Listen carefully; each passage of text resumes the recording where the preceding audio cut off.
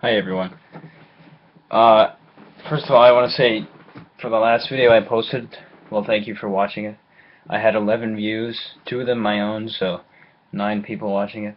That's unprecedented, you know. Usually I refresh the page on past videos I posted about 80 times to make myself feel better, but to have a video that people looked at is pretty amazing. And I got some comments too, which is remarkable. Some pretty insightful comments too. See, alright, to begin, the video that I posted last night, it was basically done in frustration at some comments. You know, I was reading YouTube comments, and of course, a lot of them are going to be illegitimate, you know, just a bunch of words people throw out at each other, you know, in anonymous pretenses. I don't know. I don't know why I was getting frustrated about it, but there was a lot of insults going back and forth between Christian and atheist parties. And you know, some of that's warranted, but the what really frustrated me was the fact that people were immediately insulting each other because they identified themselves as atheist or Christian. And that was what I meant in the last video, that I don't think that that's appropriate. Basically, just by saying you are an atheist, or just by saying you are a Christian, people shouldn't just immediately insult you or assume that you're an idiot because of it. There are a lot of smart people on both sides, and there are a lot of idiots on both sides. It's simply the reality. Christianity is just merely a way of living, and atheism is just a rejection of that way of living. So, in preparation for this video, which I'm hoping is a little better and does not really as much misrepresent what I believe, I made an outline that I scribbled on a piece of paper.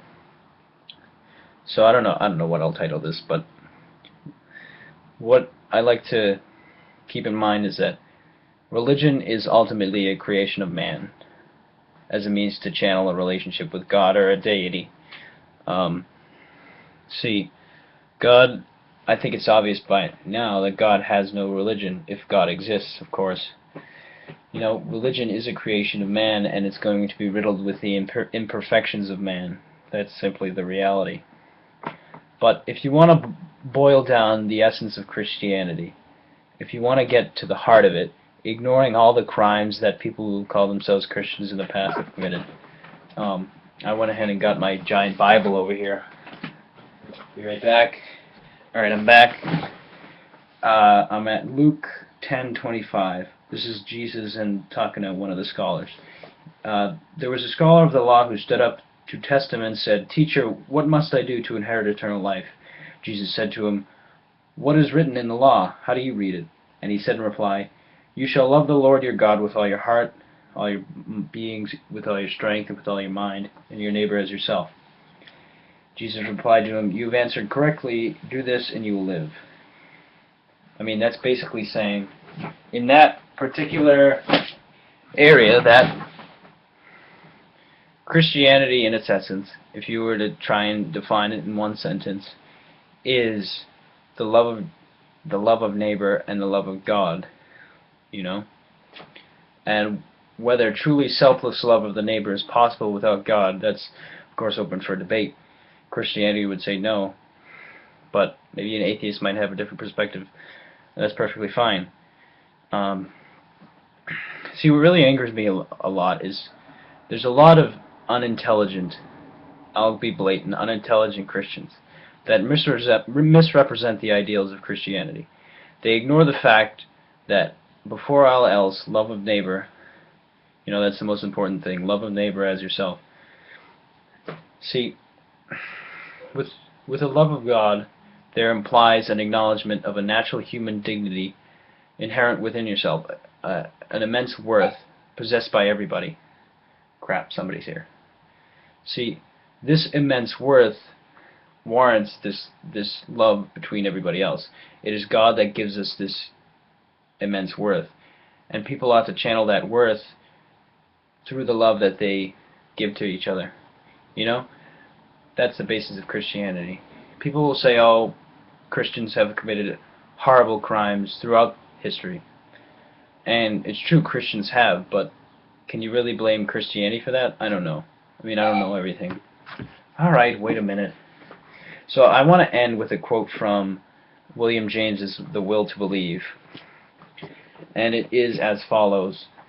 Since belief is measured by action, he who forbids us to believe religion to be true necessarily also forbids us to act as we should if we did believe it to be true. The whole defense of religious faith hinges upon action.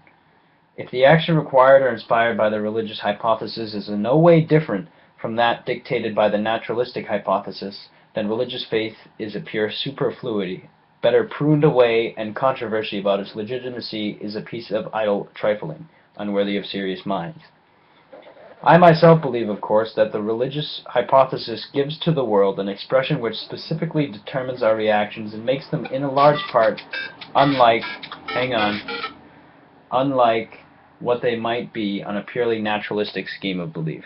So what Christianity offers is a belief that transcends the mere normal mortal interactions between each other.